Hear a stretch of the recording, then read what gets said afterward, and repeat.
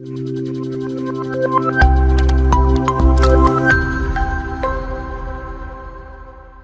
Students. So NGO management എന്നുള്ള ഒരു important പേപ്പറിന്റെ യൂണിറ്റ് 1 ആണ് നമ്മൾ ഇന്ന് ഡിസ്കസ് ചെയ്യുന്നത്. സോ യൂണിറ്റ് 1 എന്ന് പറയുന്നത് NGOs and introduction, that is ആ ഒരു NGO നോൺ ഗവൺമെന്റൽ ഓർഗനൈസേഷൻസ് അല്ലെ. അത് നിങ്ങൾക്ക് ജനറൽ ആയിട്ട് തന്നെ നിങ്ങൾ കുറെ കേട്ട തന്നെ ആയിരിക്കും. എല്ലാവരും NGOs എന്നുള്ളത് ഒരു കോമൺ ആയിട്ടുള്ള ഒരു ടേം തന്നെയാണ്. സോ ഈ ഒരു ചാപ്റ്ററിൽ നമ്മൾ അതിന്റെ ഒരു കോൺസെപ്റ്റ്സും ഫംഗ്ഷൻസും എൻവയോൺമെന്റും, അതായത് ജസ്റ്റ് ഒരു ഇൻട്രൊഡക്ഷൻ ആണ് എന്താണ് ഈ NGO എന്നുകൊണ്ട് ഉദ്ദേശിക്കുന്നത്, അതാണ് നമ്മൾ ഈ ഒരു യൂണിറ്റിൽ ഡിസ്കസ് ചെയ്യുന്നത്. ഓക്കെ, സോ ആദ്യം തന്നെ നമുക്ക് ഈ ഒരു യൂണിറ്റിന്റെ ലേണിംഗ് ഒബ്ജക്റ്റീവ്സ് ഒക്കെ എന്തൊക്കെയാണെന്ന് നോക്കാം. ദാറ്റ് ഈസ് ഈ ഒരു ലെസൺ കൊണ്ട് എന്തൊക്കെയാണ് ഇവർ ഉദ്ദേശിക്കുന്നത്, ഈ ഒരു ലെസൺ പഠിച്ചു കഴിയുമ്പോൾ നമുക്ക് എന്തൊക്കെ കാര്യങ്ങൾ മനസ്സിലാക്കാൻ പറ്റുമെന്നുള്ളതാണ്. സോ ആദ്യം തന്നെ ഡെഫിനീഷൻസ് ഒക്കെ ഉണ്ട്. അതായത് എന്താണ് NGO എന്നുള്ളതിന്റെ കുറച്ച് ഡെഫിനീഷൻസ് ഒക്കെ ഉണ്ട്. അത് പല ഓർഗനൈസേഷൻസും പറയുന്ന ഡെഫിനീഷൻസ് ഉണ്ട്.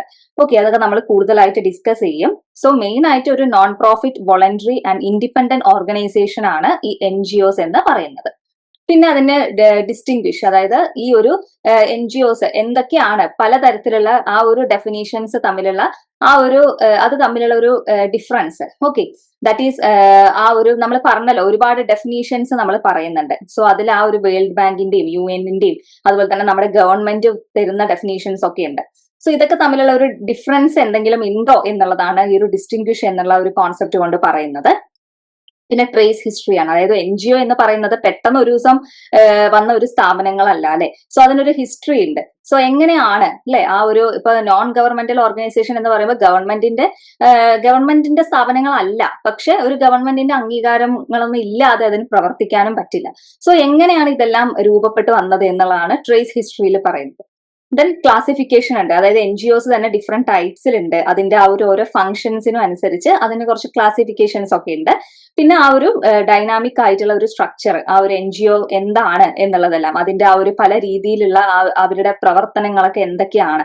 സോ ഇങ്ങനെയുള്ള കാര്യങ്ങളൊക്കെയാണ് ഈ ഒരു ചാപ്റ്ററിലൂടെ നമുക്ക് മനസ്സിലാക്കാനായിട്ട് നമ്മൾ അതായത് ഈ ഒരു ചാപ്റ്റർ പഠിച്ചു കഴിയുമ്പോൾ ഇതെല്ലാം എന്താണ് എന്നുള്ളത് നമുക്ക് മനസ്സിലാവും. ദെൻ ഈ സെഷൻ റോഡ് മാപ്പ്, അതായത് ജസ്റ്റ് ഈ ഒരു ചാപ്റ്റർ ഏതെല്ലാം പാർട്സിലൂടെയാണ് കടന്നു പോകുന്നത് എന്നുള്ളതാണ്. അതായത് ആദ്യം നമ്മൾ എന്താണ് NGO, what is an NGO എന്നുള്ളത് നമ്മൾ നോക്കുന്നുണ്ട്. പിന്നെ അതിന് ഡെഫിനീഷൻസ് ഉണ്ട് എന്ന് നമ്മൾ പറഞ്ഞു. പിന്നെ ഗവൺമെന്റിന്റെ റെക്കഗ്നിഷൻസ്, അതായത് നോൺ ഗവൺമെന്റൽ ഓർഗനൈസേഷൻ ആണെങ്കിലും ഒരു റെക്കഗ്നിഷൻ ഇല്ലാതെ ഇതിന് പ്രവർത്തിക്കാൻ പറ്റില്ല. സോ അതൊക്കെ എങ്ങനെയാണ് എന്നുള്ളത്. പിന്നെ കൈൻഡ്സ് ഓഫ് NGO നമ്മൾ പറയുന്നുണ്ട്. പിന്നെ ആ ഒരു NGOന്റെ പ്രവർത്തനം, വർക്കിംഗ് ഓഫ് NGO എങ്ങനെയാണ്. ഇപ്പൊ നമ്മൾ ജസ്റ്റ് ആ ഒബ്ജക്റ്റീവ്സ് അല്ലെങ്കിൽ ലേണിംഗ് ഔട്ട്കംസിൽ പറഞ്ഞ കാര്യങ്ങൾ തന്നെ എങ്ങനെയാണ് ഈ ഒരു ചാപ്റ്ററിലെ ഓരോരോ ടോപ്പിക്സിലേക്ക് മൂവ് ചെയ്യുന്നത് എന്നാണ് ഈ ഒരു സെഷൻ റോഡ് മാപ്പിലൂടെ നിങ്ങൾക്ക് കാണിച്ചു തന്നിട്ടുള്ളത് കേട്ടോ. സോ നമുക്ക് ഇനി ഓരോ ടോപ്പിക്കിലേക്ക് പോവാം. സോ ആദ്യം തന്നെ വാട്ട് ഈസ് ആൻ NGO എന്നുള്ളതാണ്. സോ നമുക്കറിയാം നോൺ ഗവൺമെന്റൽ ഓർഗനൈസേഷൻ ആണ് അല്ലെ. സോ ആ ഒരു അതിന്റെ പേരിന്ന് തന്നെ നിങ്ങൾക്ക് മനസ്സിലാക്കാം, അത് ഒരിക്കലും ഒരു ഗവൺമെന്റിന്റെ സ്ഥാപനങ്ങളല്ല. ഓക്കെ, സോ അതിന്റെ ആ ഒരു കോർ നേച്ചർ, അതായത് എന്തൊക്കെയാണ് അതിന്റെ ഒരു ക്യാരക്ടറിസ്റ്റിക്സ് അല്ലെങ്കിൽ നേച്ചർ ഓഫ് NGOs എന്ന് നോക്കിയാൽ പ്രൈവറ്റ് ഇൻസ്റ്റിറ്റ്യൂഷൻസ് ആണ്. ഇപ്പൊ പേരിൽ തന്നെ ഉണ്ട് നോൺ ഗവൺമെന്റ്. അതുപോലെ തന്നെ ഗവൺമെന്റിനെ ഡിപ്പെൻഡ് ചെയ്തിട്ടുള്ളതല്ല, ഇൻഡിപെൻഡന്റ് ആയിട്ടുള്ള ഒരു സ്ഥാപനമാണ്. അതായത് പ്രൈവറ്റ് ആയിട്ടുള്ള ഇൻസ്റ്റിറ്റ്യൂഷൻ ആണ് NGOs. അതുപോലെ തന്നെ നോൺ പ്രോഫിറ്റ് ആണ്. പ്രോഫിറ്റ് മേക്കിംഗ് എന്നുള്ള ഒരു എയിം തന്നെ ഈ ഒരു സ്ഥാപനങ്ങളിൽ ഇല്ല. നമുക്ക് ബിസിനസ് ഓർഗനൈസേഷൻ ഒക്കെ ആണെങ്കിൽ അവരുടെ മെയിൻ ഒബ്ജക്റ്റീവ് എന്ന് പറയുന്നത് പ്രോഫിറ്റ് ഉണ്ടാക്കുക എന്നുള്ളതാണ് അല്ലെ. പക്ഷെ ഈ ഒരു NGOsന്റെ കാര്യത്തിൽ വരുമ്പോൾ ഒരു കൊമേഴ്ഷ്യൽ വേയിൽ അവർ ഇതിനെ കൺസിഡർ ചെയ്യുന്നേ ഇല്ല. ഒരു പ്രോഫിറ്റ് ഉണ്ടാക്കണം എന്നുള്ള ഒരു എയിം അവർക്ക് വരുന്നില്ല. ദെൻ സർവീസ് ഓറിയന്റഡ്, പ്രോഫിറ്റ് അല്ല എയിം എന്ന് പറഞ്ഞാൽ തന്നെ നമുക്കറിയാലോ സർവീസ് ഓറിയന്റഡ് ആയിരിക്കും. സോ ഒരു കമ്മ്യൂണിറ്റിയുടെ ഡെവലപ്മെന്റ് അല്ലെ, ഒരു എന്താ പറയുക സമൂഹത്തിന് വേണ്ടി സൊസൈറ്റിയുടെ ഡെവലപ്മെന്റ് ആണ് അവർ മെയിൻ ആയിട്ട് ഉദ്ദേശിക്കുന്നത്. സോ ഒരു സർവീസ് ഓറിയന്റഡ് ആയിരിക്കും ഈ ഒരു NGOs എന്ന് പറയുന്നത്. പിന്നെ വോളണ്ടറി ആണ്. നമ്മൾ പറഞ്ഞ പോലെ തന്നെ ആരുടെയും ഒരു കമ്മിറ്റ്മെന്റിലൂടെ ഉണ്ടാവുന്നതായിരിക്കും. അതുകൊണ്ടാണ് ഈ വോളണ്ടറി എന്ന് പറയുന്നത്. അതായത് ഒരു വോളണ്ടിയേഴ്സ്, അതായത് നമുക്ക് വോളണ്ടിയർ എന്ന് പറഞ്ഞാൽ എന്താ, മറ്റുള്ളവരെ സേവിക്കാൻ വേണ്ടി വരുന്നതിനെയാണ് വോളണ്ടിയേഴ്സ് എന്ന് പറയാം അല്ലെ. സോ അതേപോലെ തന്നെ ഒരു പ്രത്യേക പ്രോഫിറ്റിന് വേണ്ടിയിട്ടോ അല്ലെങ്കിൽ എന്തെങ്കിലും ഒരു ഉദ്ദേശത്തിന് വേണ്ടി തുടങ്ങുന്ന സ്ഥാപനങ്ങളല്ല, വോളണ്ടറി ആയിട്ടുള്ള സ്ഥാപനങ്ങളാണ്. പ്രോഫിറ്റും അവരെ ഉദ്ദേശിക്കുന്നില്ല, ജസ്റ്റ് സൊസൈറ്റീനെ സെർവ് ചെയ്യുക എന്നുള്ളതാണ് ഈ ഒരു NGOs എന്നുകൊണ്ട് പറയുന്നത്. ഇതിൽ NGOsൽ തന്നെ ഇനി കുറച്ച് ടെർമിനോളജീസ് ഉണ്ട്. അതിനൊരു ജസ്റ്റ് ഇപ്പൊ ഇനി നമ്മൾ നെക്സ്റ്റ് സ്ലൈഡിൽ അത് കൂടുതൽ ഡീറ്റെയിൽ ആയിട്ട് പറയും. ജസ്റ്റ് ഒന്ന് നോക്കിയാൽ മതി ഓൾട്ടർനേറ്റീവ് ടേംസ്. അതായത് NGOനെ തന്നെ നമ്മൾ കമ്മ്യൂണിറ്റി ബേസ്ഡ് ഓർഗനൈസേഷൻ CBO എന്ന് പറയാറുണ്ട്, NPO നോൺ പ്രോഫിറ്റ് ഓർഗനൈസേഷൻ എന്ന് പറയാറുണ്ട്, വോളണ്ടറി ഓർഗനൈസേഷൻ VO. ഈ അബ്രിവേഷൻസ് ഒക്കെ ഒന്ന് നോക്കി വെക്കുക. ഇതെല്ലാം ഈ ടെർമിനോളജീസ് കുറച്ചും കൂടി നമ്മൾ ഡീറ്റെയിൽസ് ആയിട്ട് നോക്കുന്നുണ്ട്. സോ എൻ ജി ഒസ് എന്ന് പറയുമ്പോൾ എന്താ, N G Os are meeting the needs അല്ലെ, പീപ്പിൾസിന്റെ നീഡ്സ് മീറ്റ് ചെയ്യുക എന്നുള്ളതാണ് മെയിൻ ആയിട്ട് ഉദ്ദേശിക്കുന്നത്. അതായത് എങ്ങനെയുള്ള പീപ്പിളിന്റെ ആണ് ഈ ആരോഗ്യപരമായിട്ട് പുവർ ഹെൽത്ത് അല്ലെ, എന്തെങ്കിലും അസുഖബാധിതരായിട്ടുള്ള ആൾക്കാർ, അല്ലെങ്കിൽ മാൽ ന്യൂട്രീഷൻ, അണ്ടർ നറിഷ്മെന്റ്. ഇപ്പൊ നമ്മൾ പേപ്പറിലൊക്കെ കാണാറുണ്ട്, അട്ടപ്പാടിയിലൊക്കെ എന്താ ഈ നമ്മൾ പറഞ്ഞ പോലെ എന്താ, അട്ടപ്പാടി മാത്രമല്ല, അങ്ങനെ കുറച്ച് അണ്ടർ ഡെവലപ്ഡ് ആയിട്ടുള്ള ഏരിയാസിലെല്ലാം ഈ പോഷകാഹാരത്തിന്റെ കുറവ് മൂലം മരിച്ചു പോകുന്ന കുട്ടികളൊക്കെ ഉണ്ട്. അത് കുട്ടികൾ മാത്രമല്ല, ആൾക്കാരും ഉണ്ടാവാം. സോ അങ്ങനെയുള്ള ഏരിയാസ് ഒക്കെ ഉണ്ടാവും, അതായത് തീരെ ഡെവലപ്മെന്റ് ഇല്ലാത്ത ഏരിയാസ്. അപ്പൊ ഹെൽത്ത് വൈസ് അങ്ങനെയുള്ള പ്രശ്നങ്ങളുള്ള ഏരിയാസ്, അതേപോലെ തന്നെ വേറെ എന്തെങ്കിലും പ്രശ്നങ്ങൾ, ഇനി നാച്ചുറൽ ഡിസാസ്റ്റർ ആവാം. ഇപ്പൊ നേരത്തെ പറഞ്ഞ പോലെ ഫ്ലഡ് വരിക, സുനാമി വരിക, സൈക്ലോണോ അല്ലെങ്കിൽ വരൾച്ച വരിക, ഇങ്ങനെയുള്ള ബുദ്ധിമുട്ടുകളൊക്കെ അനുഭവിച്ച് ഒരു ഡെവലപ്മെന്റും ആവാതെ കിടക്കുന്ന സ്ഥലങ്ങളെയെല്ലാം എന്ത് ചെയ്യുന്നു, ഇവർ ഡെവലപ്പ് ചെയ്ത് വരാനായിട്ട് ഹെൽപ്പ് ചെയ്യുന്നുണ്ട്. സോ അതൊക്കെ തന്നെയാണ് ഇവരുടെ മെയിൻ ആയിട്ടുള്ള ഉദ്ദേശം. ഇനിയിപ്പോ നമ്മൾ പറഞ്ഞു എന്താ പോവർട്ടി, അല്ലെങ്കിൽ ഈ പറഞ്ഞ പോലെ അണ്ടർ ഡെവലപ്ഡോ അല്ലെങ്കിൽ എന്തെങ്കിലും പ്രശ്നബാധിത പ്രദേശങ്ങളെയൊക്കെ ഡെവലപ്പ് ചെയ്ത് കൊണ്ടുവരാൻ മാത്രമല്ല ഈ എൻ ജി ഒ ഉള്ളത്, കുറച്ച് പ്രൊഫഷണൽ ആയിട്ടുള്ള സർവീസസും ഇവരുടെ ഭാഗത്തുനിന്ന് വരുന്നുണ്ട്. അതായത് ഒരു എക്കണോമിക് അപ്ലിഫ്റ്റ്മെന്റിന് വേണ്ടിയിട്ട്, അത് ഹെൽത്തിന്റെ സെക്ടറിലായിക്കോട്ടെ, എഡ്യൂക്കേഷന്റെ സെക്ടറിലായിക്കോട്ടെ, ഏത് രീതിയിലാണെങ്കിലും കുറച്ച് പ്രൊഫഷണൽ വേസിലും ഇവര് അപ്ലിഫ്റ്റ്മെന്റിന് വേണ്ടിയിട്ട്, എക്കണോമിക് അപ്ലിഫ്റ്റ്മെന്റിന് വേണ്ടിയിട്ട് ഹെൽപ്പ് ചെയ്യുന്നുണ്ട് എന്ന് പറയുന്നുണ്ട്. അതായത് ചെറിയ ചെറിയ ലോൺസ് ഒക്കെ പ്രൊവൈഡ് ചെയ്യുക, ഈ ഓൺടർപ്രണറിയൽ ആക്ടിവിറ്റീസ് അല്ലെ, ചെറിയ സംരംഭങ്ങൾ, ഈ സ്ത്രീകൾക്കാണെങ്കിലോ അങ്ങനെയുള്ള രീതിയിലുള്ള ഒരു സപ്പോർട്ടും ഈ എൻ ജി ഒസ് നമുക്ക് തരുന്നുണ്ട്. ഇനി വേറെ ഒരു രണ്ട് ടെർമിനോളജീസ് ഉണ്ട്, അതായത് കുറച്ച് ക്രിയേറ്റീവ് ടെർമിനോളജി ആയിട്ട് ഈ ഒരു എൻ ജി ഒയിൽ പറയുന്നതാണ്. അതായത് ഡോങ്കോ ആൻഡ് ഗോങ്കോ. ദാറ്റ് ഈസ് ഡോങ്കോ എന്ന് പറയുമ്പോൾ donor organised non governmental organisation ആണ്. ഗോങ്കോ എന്ന് പറയുമ്പോൾ government organised non governmental organisation. So ഇതിലെ പേര് നമുക്ക് ആ പേരിൽ നിന്ന് തന്നെ കുറച്ച് കാര്യങ്ങൾ മനസ്സിലാവും. അതായത് മെയിൻ ആയിട്ട് അവരുടെ വർക്കിംഗ് എന്ന് പറയുന്നത് കമ്മ്യൂണിറ്റിയുടെ ബെനിഫിറ്റിന് വേണ്ടിയിട്ട് തന്നെയാണ്. പക്ഷെ ഡോണർ ഓർഗനൈസ്ഡ് എന്ന് പറയുമ്പോൾ എന്താ, ഡോണർ അല്ലെ, നമ്മളെ ഹെൽപ്പ് ചെയ്യാൻ ആരെങ്കിലും അവിടെ ഉണ്ടാവും. മെയിൻ ആയിട്ട് ഈ എൻ ജി ഒന് ഫണ്ടിങ് ആണ് ഇമ്പോർട്ടന്റ്. അതായത് നമുക്ക് ഫണ്ട് തരുന്ന ഒരുപാട് പേരുണ്ട്. അത് വലിയ സ്ഥാപനങ്ങളാവാം, ഏതെങ്കിലും കുറച്ച് വലിയ ആൾക്കാരാവാം, കുറച്ച് സെലിബ്രിറ്റീസോ അങ്ങനെ, അല്ലെങ്കിൽ ഇത്രയും നല്ല ഫേമസ് ആയിട്ടുള്ള കമ്പനീസോ, അങ്ങനെയുള്ള ഒരുപാട് ഫണ്ട് തരുന്ന ആൾക്കാരുണ്ടാവും. സോ അവരെ ഡിപ്പെൻഡ് ചെയ്യുന്നത് പ്രവർത്തിക്കുന്ന എൻ ജി ഒസ് ആണ് ഈ donor organised non governmental organisation. ഇനി ഗവൺമെന്റ് ഓർഗനൈസ്ഡ് എന്ന് പറയുമ്പോൾ നോൺ ഗവൺമെന്റൽ ഓർഗനൈസേഷൻ ആണെങ്കിലും കുറച്ച് കാര്യങ്ങൾ ഇവർക്ക് ഗവൺമെന്റിന്റെ സൈഡിൽ നിന്ന് സപ്പോർട്ട് കിട്ടുന്നുണ്ട്. അതായത് ഗവൺമെന്റ് കുറച്ച് കാര്യങ്ങൾ ഇവർക്ക് ഓർഗനൈസ് ചെയ്ത് കൊടുക്കുന്നുണ്ട്. ഗവൺമെന്റ് എന്തെങ്കിലും ഫണ്ട് പ്രൊവൈഡ് ചെയ്യേ, ഇപ്പൊ നമുക്ക് തന്നെ അറിയാം, ബഡ്ജറ്റ് ഒക്കെ അവതരിപ്പിക്കുന്ന സമയത്ത് എൻ ജി ഒസിനൊക്കെ കുറച്ച് ഫണ്ട്സ് ഒക്കെ ഇവര് പ്രൊവൈഡ് ചെയ്യുന്നുണ്ട്, അതിനു വേണ്ടി മാറ്റി വെക്കുന്നുണ്ട്. സോ ഗവൺമെന്റ് നേരിട്ട് അവർ ഒരു റോൾ ഇല്ലെങ്കിലും ഫണ്ട് ബേസ്ഡ് അല്ലെങ്കിൽ എന്തെങ്കിലും അങ്ങനെയുള്ള സഹായങ്ങൾ ഇവർക്ക് ഓർഗനൈസ് ചെയ്ത് കൊടുക്കുന്നുണ്ട്. അതിനെയാണ് government organised non governmental organisation ഗോങ്കോ എന്ന് പറയുന്നത്. ഇനി നമുക്ക് ഈ ടെർമിനോളജീസ് ഒക്കെ കുറച്ചും കൂടി ഡീറ്റെയിൽ ആയിട്ട് നോക്കാം. ദാറ്റ് ഈസ് ഈ എൻ ജി ഒസിനെ തന്നെ പല രീതിയിൽ നമുക്ക് അറിയപ്പെടാം. അതിനെ കുറച്ച് ക്രിയേറ്റീവ് ടെർമിനോളജീസ് ഉണ്ട്. നേരത്തെ പറഞ്ഞ കമ്മ്യൂണിറ്റി ബേസ്ഡ് ഓർഗനൈസേഷൻസ് ഉണ്ട്. അപ്പൊ പേരിൽ തന്നെ മനസ്സിലാക്കുക, കമ്മ്യൂണിറ്റി ബേസ്ഡ് ആണ്. ഒരു പ്രത്യേക കമ്മ്യൂണിറ്റിയുടെ ഡെവലപ്മെന്റിന് വേണ്ടിയിട്ട് പ്രവർത്തിക്കുന്നതായിരിക്കും ഈ കമ്മ്യൂണിറ്റി ബേസ്ഡ് ഓർഗനൈസേഷൻസ്. പിന്നെ നോൺ പ്രോഫിറ്റ് ഓർഗനൈസേഷൻ ഉണ്ട്. അത് എന്താ, പ്രോഫിറ്റിന്റെ ഉദ്ദേശം ഇല്ലാതെ നോൺ പ്രോഫിറ്റ് അല്ലെ, പ്രോഫിറ്റ് വേണ്ട, സർവീസ് മാത്രമാണ് അവര് ലക്ഷ്യം വെക്കുന്നത്. പിന്നെ വോളണ്ടറി ആയിട്ടുള്ള ഓർഗനൈസേഷൻസ്, അത് നേരത്തെ പറഞ്ഞ പോലെ വോളണ്ടറി ആയിട്ട് അല്ലെ, ആ ഒരു അതിനായിട്ട് ഇറങ്ങി വരികയാണ്, ഞങ്ങൾക്ക് സേവിക്കാനാണ് ഞങ്ങൾക്ക് താല്പര്യം, അല്ലാതെ വേറൊരു ഉദ്ദേശവും പ്രോഫിറ്റ് മേക്കിങ്ങോ അങ്ങനെയുള്ള രീതികളൊന്നും നമുക്ക് വരുന്നില്ല. സോ അങ്ങനെയുള്ളതാണ് ഈ വോളണ്ടറി ആയിട്ടുള്ള ഓർഗനൈസേഷൻ എന്ന് പറയുന്നത്. സോ നമുക്ക് ഈ പറഞ്ഞ പോലെ തന്നെ ഒരു കമ്മ്യൂണിറ്റി അപ്ലിഫ്റ്റ്മെന്റിന് വേണ്ടിയിട്ടോ അല്ലെങ്കിൽ ഒരു പ്രത്യേക വിഭാഗക്കാരുടെ, ഇനി പ്രത്യേക വിഭാഗം എന്ന് പറയുന്നത് ചിലപ്പോൾ കുട്ടികൾക്ക് വേണ്ടി മാത്രമായിരിക്കാം, അല്ലെങ്കിൽ സ്ത്രീകൾക്ക് വേണ്ടി മാത്രമായിരിക്കാം. അങ്ങനത്തെ പല രീതിയിലും ഈ ഗ്രൂപ്പ്സ് വരാട്ടോ. അതിനെയാണ് ഈ കമ്മ്യൂണിറ്റി ബേസ്ഡ് ഓർഗനൈസേഷൻസ് എന്നൊക്കെ പറയുന്നത്. മൊത്തത്തിൽ ഒരു ഡെവലപ്മെന്റ് നടക്കുന്നുണ്ട്. പിന്നെ സ്ത്രീകൾക്ക് മാത്രം കൊടുക്കുന്ന സ്ഥാപനങ്ങളുണ്ട്, കുട്ടികൾക്ക് മാത്രം കൊടുക്കുന്ന സ്ഥാപനങ്ങളുണ്ട്. അങ്ങനെ പല രീതിയിലും ഇങ്ങനെ ഗ്രൂപ്പ്സ് ഇതിന് വരാം. അപ്പൊ പല രീതിയിൽ ക്രിയേറ്റീവ് ആയിട്ട് ഈ എൻ ജി ഒസിനെ പല പേരുകളിലും അറിയപ്പെടുന്നുണ്ടോ. അതുകൊണ്ടാണ് ഈ പറഞ്ഞ CBO, NPO, VO ഒക്കെ നമ്മൾ ജസ്റ്റ് ഒന്ന് നോക്കി വെക്കുക. അതുപോലെ ഡോങ്കോവും ഗോങ്കോവും നമ്മൾ നേരത്തെ പറഞ്ഞു, ഡോണർ ഓർഗനൈസ്ഡും ഗവൺമെന്റ് ഓർഗനൈസ്ഡും. സോ ഇതെല്ലാം എൻ ജി ഒസിന്റെ പല രീതിയിലുള്ള പേരുകളാണ്. ഓക്കെ, സോ മെയിൻ ആയിട്ട് കോമൺ ആയിട്ട് ഇതിലെല്ലാം നമുക്ക് മനസ്സിലാക്കാൻ പറ്റുന്ന ടേംസ് എന്ന് പറയുന്നത് നോൺ പ്രോഫിറ്റ് ആണ്, അവര് പ്രോഫിറ്റ് ഉദ്ദേശിക്കുന്നില്ല. അതുപോലെ തന്നെ കമ്മ്യൂണിറ്റിയുടെ ഡെവലപ്മെന്റ് ആണ്, അതായത് പോവർട്ടി ഒക്കെ ഇറാഡിക്കേറ്റ് ചെയ്ത് നല്ല രീതിയിലുള്ള ഒരു ജീവിതം എല്ലാവർക്കും കൊടുക്കണം എന്നുള്ള ഒരു ഉദ്ദേശം മാത്രമാണ് ഈ ഒരു എൻ ജി ഒസ് മെയിൻ ആയിട്ട് അവരുടെ എയിംസിൽ വരുന്നത്. ഓക്കെ, ഇനി നമുക്ക് ഡെഫിനേഷനിലേക്ക് പോവാം.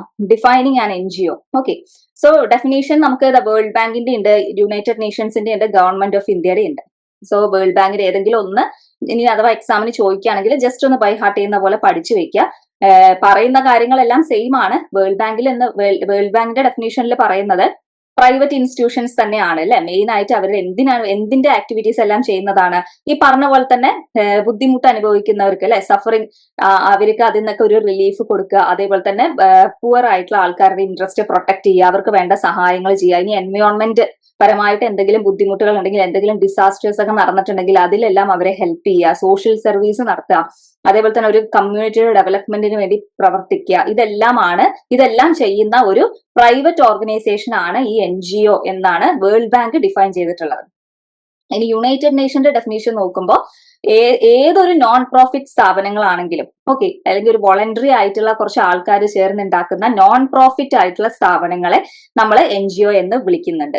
അവരെന്തൊക്കെയാണ് ഓർഗനൈസ് ചെയ്യുന്നത്? ലോക്കൽ ആയിട്ടോ നാഷണൽ ആയിട്ടോ ഇന്റർനാഷണൽ ലെവലിൽ വരെ ഏതൊരു ആക്ടിവിറ്റിയും ചെയ്യുന്നത് അത് നോൺ പ്രോഫിറ്റ് ആയിരിക്കണം, ഒരു പ്രൈവറ്റ് സ്ഥാപനങ്ങളും ആയിരിക്കണം, വോളണ്ടറി സിറ്റിസൺസും ആയിരിക്കണം. അങ്ങനെ ചെയ്യുന്ന ഏതൊരു ജോലിയും ചെയ്യുന്ന ഒരു ഇൻസ്റ്റിറ്റ്യൂഷനെ നമുക്ക് NGO എന്ന് വിളിക്കാമെന്നാണ് യുണൈറ്റഡ് നേഷൻസ് പറഞ്ഞിട്ടുള്ളത്. ഗവൺമെന്റ് ഓഫ് ഇന്ത്യ പറഞ്ഞിട്ടുള്ള ഒരു ഡെഫിനേഷൻ ആണ്. അത് നേരത്തെ പറഞ്ഞ പോലെ തന്നെ ഒരു പബ്ലിക് സർവീസ് ചെയ്യുന്ന അല്ലെ, പബ്ലിക് സർവീസിൽ എൻഗേജ് ആയിട്ടുള്ള ഒരു ഓർഗനൈസേഷൻ ആണ്. അവർ എന്തെല്ലാം ആക്ടിവിറ്റീസ് ചെയ്യുന്നുണ്ട്, ആ ആക്ടിവിറ്റീസ് എല്ലാം ഏത് രീതിയിലത്തെ ആവാം, ഒരു എത്തിക്കൽ ആയിട്ടുള്ള ആക്ടിവിറ്റീസ് ആവാം, കൾച്ചറുമായിട്ട് റിലേറ്റഡ് ആയിട്ടുള്ള ആക്ടിവിറ്റീസ് ആവാം, social, economic, political, religious, spiritual, philanthropic അല്ലെങ്കിൽ സയന്റിഫിക്കോ ടെക്നോളജിക്കലോ അങ്ങനെ ഏത് രീതിയിലുള്ള ആക്ടിവിറ്റീസും ചെയ്യുന്ന ഒരു സ്ഥാപനമായിക്കോട്ടെ, അത് ആ ഒരു പബ്ലിക്കിന്റെ സർവീസിന് വേണ്ടിയിട്ട്, ആൾക്കാരുടെ സർവീസിന് വേണ്ടിയിട്ട് മാത്രമാണ് അതെല്ലാം ചെയ്യുന്നത് എന്നുണ്ടെങ്കിൽ അതിനെ നമ്മൾ NGO എന്നാണ് വിളിക്കുന്നത്. സോ ഇങ്ങനെ 3 ആൾക്കാരുടെയും ഒരു ഡെഫിനേഷൻ ആണ് ഇതിൽ പറഞ്ഞിട്ടുള്ളത്. ഇനി 3 ഡെഫിനേഷനിലും കോമൺ ആയിട്ട് പറയുന്ന കാര്യങ്ങൾ അല്ലെ, ആ ഒരു കോമൺ ആയിട്ട് പറയുന്ന കാര്യങ്ങൾ എന്തൊക്കെയാണെന്നാണ് നമുക്ക് മനസ്സിലായിട്ടുള്ളത്. അതായത് വേൾഡ് ബാങ്കിന്റെ ആണെങ്കിലും UN ആണെങ്കിലും നമ്മുടെ ഗവൺമെന്റ് പറഞ്ഞിട്ടുള്ള ഡെഫിനേഷൻ ആണെങ്കിലും നോൺ പ്രോഫിറ്റ് ആയിരിക്കണം, വോളണ്ടറി ആയിരിക്കണം, അതുപോലെ തന്നെ സർവീസ് അല്ലെങ്കിൽ ഒരു ഹ്യൂമാനിറ്റേറിയൻ സർവീസ് അല്ലെ, ആ ഒരു മനുഷ്യന്റെ പുരോഗതിക്ക് വേണ്ടിയിട്ട് ചെയ്യുന്നത്. ഈ 3 ടേം ആണ് എല്ലാത്തിലും കോമൺ ആയിട്ട് വന്നിട്ടുള്ളത്. സോ ഇത് 3ഉം ഒരുപോലെയുള്ള ഒരു സ്ഥാപനമാണ് NGOs എന്ന് പറയുന്നത്. അപ്പൊ ജസ്റ്റ് ഈ ഒരു 3 ഡെഫിനേഷനിലും നമുക്ക് കോമൺ ആയിട്ട് കാണാൻ പറ്റുന്ന ടേംസ് എന്ന് പറഞ്ഞിട്ടാണ് ആ നോൺ പ്രോഫിറ്റ്, വോളണ്ടറി, ഹ്യൂമാനിറ്റേറിയൻ അല്ലെങ്കിൽ സർവീസ് ഓറിയന്റഡ് എന്ന് പറയുന്ന 3 ടേംസ്. അതായത് 3ലും കോമൺ ആയിട്ട് വന്നതുകൊണ്ട് ഒന്ന് എടുത്തു പറഞ്ഞേ ഉള്ളൂ കേട്ടോ. ഇനി നമുക്ക് കുറച്ച് ക്യാരക്ടറിസ്റ്റിക്സ് നോക്കാം. അതായത് ഇപ്പൊ നമ്മൾ കുറെ ഡെഫിനേഷൻസും എന്താണ് NGO അങ്ങനെയുള്ളതെല്ലാം പഠിച്ചു. അപ്പൊ ഇതിന്നെല്ലാം നമുക്ക് NGOന്റെ കുറച്ച് ക്യാരക്ടറിസ്റ്റിക്സ് ഒക്കെ എന്താണെന്ന് മനസ്സിലാക്കാൻ പറ്റും. എളുപ്പമാണ്, ഇത്രയും നേരം പറഞ്ഞ കാര്യങ്ങൾ തന്നെയാണ്. പ്രൈവറ്റ് സ്ഥാപനങ്ങളായിരിക്കും അല്ലെ, ഗവൺമെന്റുമായിട്ട് ഒരു ബന്ധം ഉണ്ടാവില്ല, സെപ്പറേറ്റ് ഫ്രം ദി ഗവൺമെന്റ് ആയിരിക്കും. പിന്നെ പ്രോഫിറ്റ് ഒന്നും അവർ ഉദ്ദേശിക്കുന്നില്ല. ഇനി അഥവാ എന്തെങ്കിലും പ്രോഫിറ്റ് ഉണ്ടെങ്കിൽ തന്നെ അത് ആരും എടുക്കുന്നുമില്ല. അതായത് പ്രോഫിറ്റ് ഷെയറിങ് അവിടെ ഇല്ല. അതിപ്പോ ഓണേഴ്സിനാണെങ്കിലും ആർക്കാണെങ്കിലും, ആ കമ്പനിയുടെ ഡയറക്ടേഴ്സിനാണെങ്കിലും ആ പ്രോഫിറ്റ് അവിടെ ഷെയർ ചെയ്യുന്നില്ല. ഇനി അഥവാ പ്രോഫിറ്റ് ഉണ്ടെങ്കിൽ തന്നെ അത് ജസ്റ്റ് ആദ്യം ഈ സോഷ്യൽ സർവീസിന് വേണ്ടിയിട്ട് തന്നെയാണ് അവർ യൂസ് ചെയ്യുന്നത്. പിന്നെ സെൽഫ് ഗവേണിംഗ് ആയിരിക്കും, ഗവൺമെന്റിന്റെ കൺട്രോൾ ഒന്നും അവിടെ വരുന്നില്ല. അതേപോലെ തന്നെ രജിസ്റ്റേർഡ് ആയിട്ടുള്ള ഇൻഫോർമൽ ഗ്രൂപ്പ്സ് ആയിരിക്കും. ഓക്കെ, അവർക്ക് ഇപ്പൊ പറഞ്ഞു നോൺ ഗവൺമെന്റ് ആണെങ്കിലും അവർക്ക് കുറച്ച് രജിസ്ട്രേഷനും കാര്യങ്ങളൊക്കെ ഉണ്ട്. അങ്ങനെ ഗവൺമെന്റിന്റെ അംഗീകാരമൊന്നും ഇല്ലാതെ പെട്ടെന്ന് ഒരു സ്ഥാപനം ഒരാൾക്ക് തുടങ്ങാൻ പറ്റില്ല അല്ലെ. സോ കുറച്ച് രജിസ്ട്രേഷനും കാര്യങ്ങളൊക്കെ ഉണ്ട്. ഒരു ഇൻഫോർമൽ ആയിട്ടുള്ള ഗ്രൂപ്പ് ആണ് എന്നേ ഉള്ളൂ, പക്ഷെ അതിന് രജിസ്ട്രേഷനും കാര്യങ്ങളൊക്കെ ഉണ്ട്. അതേപോലെ തന്നെ അവർക്ക് ഒരു സ്പെസിഫൈഡ് ആയിട്ടുള്ള ഡിഫൈൻഡ് ആയിട്ടുള്ള എയിംസും ഒബ്ജക്റ്റീവ്സും ഒക്കെ ഉണ്ട്. അതും അവര് ഫുൾഫിൽ ചെയ്തിരിക്കാം. സോ ഇതൊക്കെയാണ് NGOസിന്റെ ക്യാരക്ടറിസ്റ്റിക്സ് ആയിട്ട് വരുന്നത്. ഇനി നമ്മൾ പറഞ്ഞു ഗവൺമെന്റുമായിട്ട് ബന്ധമില്ല എന്ന് പറഞ്ഞു അല്ലെ. പക്ഷെ ഈ ഗവൺമെന്റിന്റെ റെക്കഗ്നിഷൻസ് ഒക്കെ ഈ NGOസിന് എങ്ങനെ വന്നു എന്നുള്ളതിന്റെ ചെറിയൊരു ഹിസ്റ്റോറിക്കൽ ബാക്ക്ഗ്രൗണ്ട് പോലെ, അതായത് എങ്ങനെയാണ് ഈ NGOs എന്നുള്ള ഫോം വന്നത് എന്നുള്ളത് നമുക്ക് നോക്കാം.